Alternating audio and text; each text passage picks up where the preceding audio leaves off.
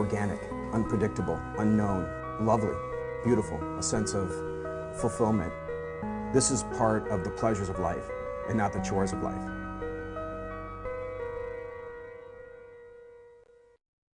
Starting right now on Daily Iowan TV, revoked and denied, Iowa City says no to 2 bars that want entertainment exemptions downtown. And underreported and misunderstood, the university looks at how one condition is impacting males, especially on campus. And in sports, the Hawks invade the state capitol. The latest from Des Moines is on the way. Stay with Daily Iowan TV.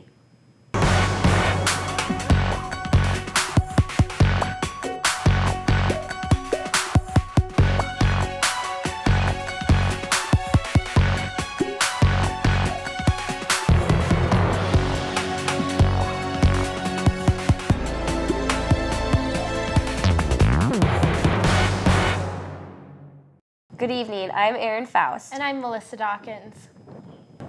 The University of Iowa student government has a new president for next year. Patrick Bartowski will take over and Jeffrey Ding will be his vice president. Both ran on the open party ticket. The results shouldn't come as a surprise, though. That's because the open party ran unopposed. Voting closed on Thursday. Almost 2,400 students voted in this year's election. That's down from almost 5,600 votes last year. Paul Ryan made a stop in Cedar Rapids over the weekend. He spoke at the Lincoln Dinner in Cedar Rapids, asking Republicans to give up party infighting.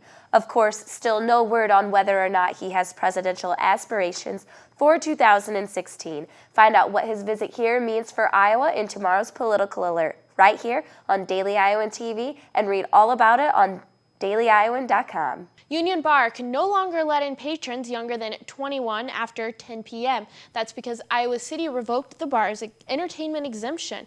This after Iowa City police issued too many palas in the bar since the exemption was granted in early March of this year. Now, it doesn't matter whether there's a show or not. 19 or 20-year-olds can't be in the bars. Union has 10 days to appeal the decision. And Summit won't be hosting 19 and 20-year-olds anytime soon either. The Iowa City Police Chief formally denied their request for entertainment exemption. The rejection letter said Summit failed compliance checks twice over the past year. It also said Summit failed to show it could host enough shows to qualify. The UI is advising everyone to change their Hawk ID passwords and other logins. This is in response to a major online vulnerability called the Heartbleed bug. There are no reports so far that any UI systems are compromised. The vulnerability makes it easy for hackers to steal passwords and information from previously secure sites. Experts advise exercising caution when opening attachments and avoiding suspicious emails and links. Women have long been underrepresented in the fields science, technology, engineering, and math, but the Black Girls in Science event would like to curve that statistic by probing one simple question: what does a scientist look like? Our own Muriel Kone has the story on the new faces of science. For 10 and 11-year-old Corbin and Miracle, a road trip all the way from Keokuk to Iowa City was a little unexpected.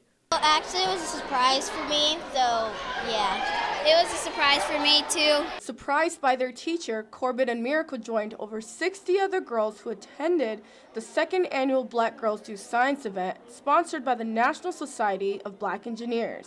The group hopes that through early exposure to science and technology, more and more girls will choose a career in the field. The fact that only 2% of engineers are women of color, and Black women at that, there's a large disparity, not only gender but also racial, and that's something that we wanted to address. Girls as little as first graders to ninth graders put on their thinking caps as they learned how to code computer games, stir up some tasty lip gloss, and soap. At the end of the day, we're helping children become more inspired and more involved in STEM, because that's what our community needs, that's what our nation needs, that's what the world needs. And in return, the girls are learning how to meet their own needs with a little help from their kitchen. I love doing the lip gloss and the soap because we was learning about if you don't have the ingredients or stuff, you can use stuff in your home to make it. As for Corbin and Miracle, what does a scientist really look like? Crazy hair. Yeah, crazy hair. Reporting from Iowa City, this is Muriel Kone, Daily Iowan TV News. Before the girls left for the day, 6 winners went home with scholarships to robotics camps this summer. Campus was bustling this evening with events for community, students, and kids of all ages. Our own Megan Horhan was there, and she has all the highlights. A lot, like 1,000. 500 kids of all ages crowded into the Iowa Memorial Union earlier today. It was supposed to be an outdoor egg hunt on the Pentecost, but rains forced a change of plans.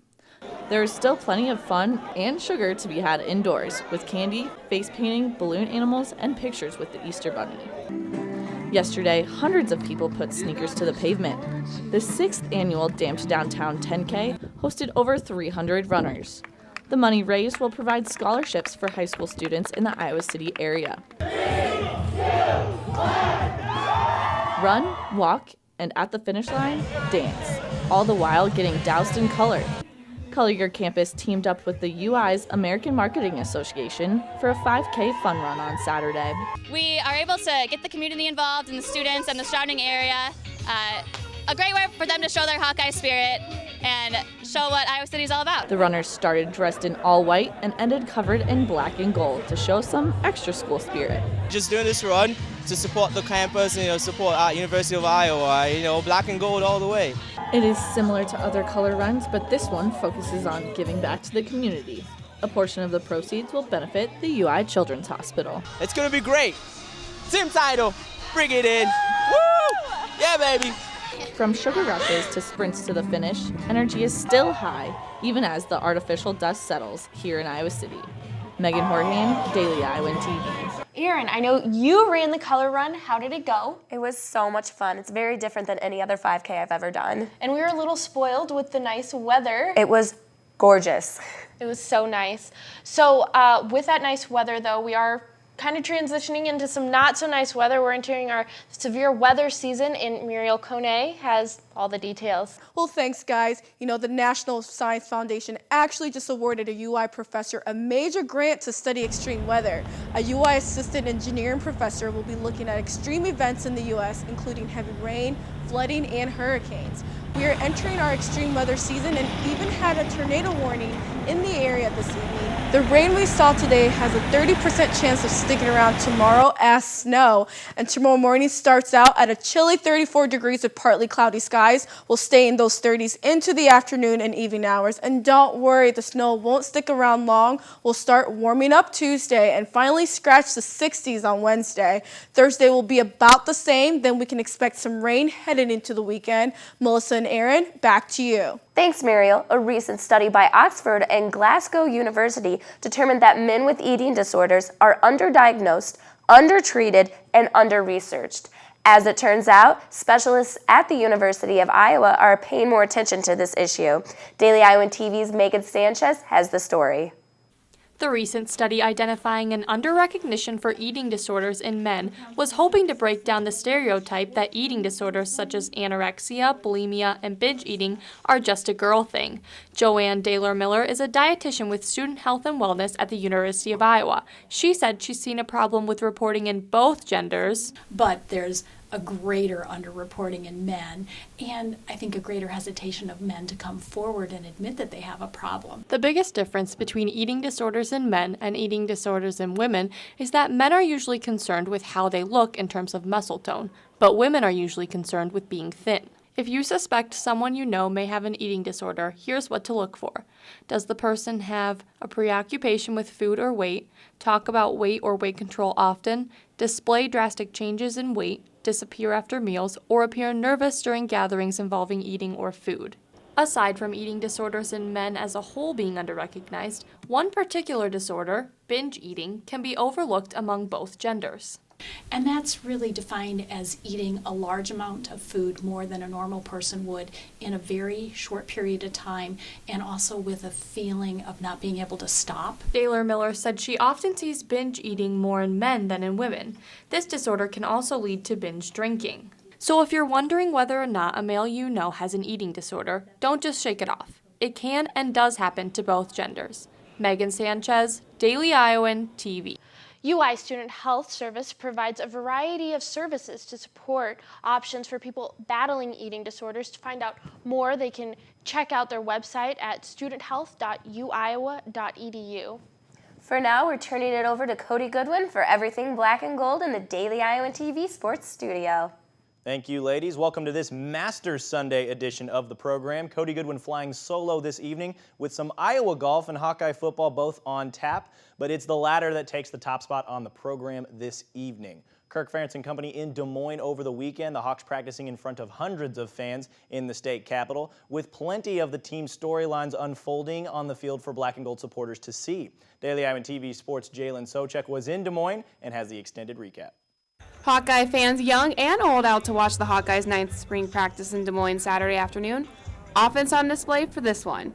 Young wide receivers and tight ends getting their feet wet following the example of their veteran receiver, Cavante Martin-Manley. Coach is throwing in some new plays for us, so guys are making plays, guys are stepping up, and we're doing a pretty good job right now. Senior Damon Powell being one of those guys. He had a big day grabbing a few balls from his quarterback after finishing last season with 12 catches for 291 yards and 2 touchdowns. Another wide receiver flashing his set of skills, redshirt freshman Derek Willies. A large gap also missing in the tight end field with the loss of C.J. Fedorowicz. Henry Krager-Cobble, Jake Doozy, and Peter Pecker all grabbing a few balls. Veteran tight end Ray Hamilton confident in his fellow tight ends.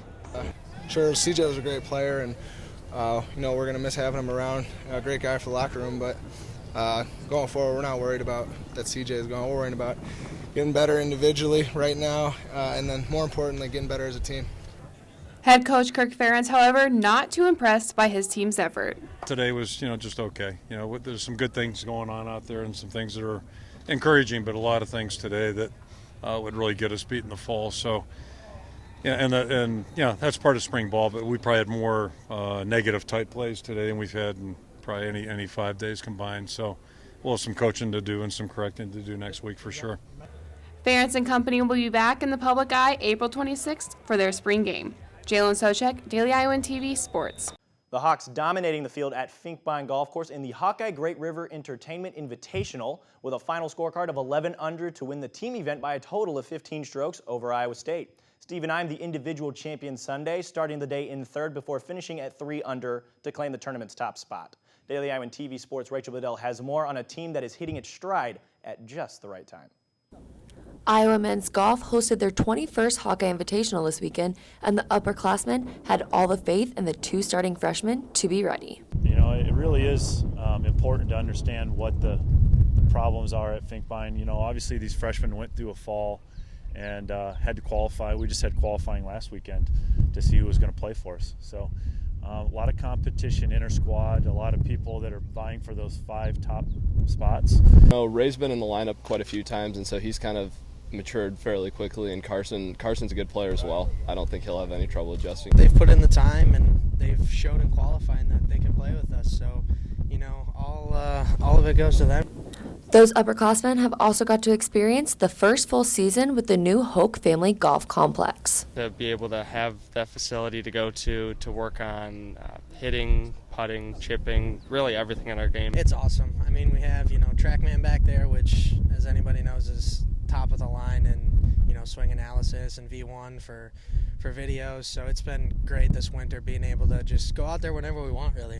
Due to the weather, the Hawks were able to get out of the facility and onto the green. And when I teed off last year, it was, I think, 28 degrees with 30-mile-an-hour winds. So I'm looking forward to seeing something with the 6 in front of it. It's been nice to have a change for the better, and we've been able to take advantage of it. It's been a little windy, but that's just how golf is in the Midwest during the spring. The Hawkeyes won their home invitational, with Stephen Ime finishing first at 7 under. Rachel Bedell, Daily Iowan TV Sports. Good stuff there as always, Rachel. But that's it for us here in the sports studio. Be sure to tune back in Monday as we get you set for another week of Black and Gold Athletics. Thanks, Cody. Make sure to pick up your copy of the Daily Iowan tomorrow. Read about how one UI group is pushing for clearing labeling in campus dining halls. And growing and expanding, the UI Confucius Institute celebrates 8 years on campus. Thanks for joining us tonight. Daily Iowan TV will be right back here tomorrow night.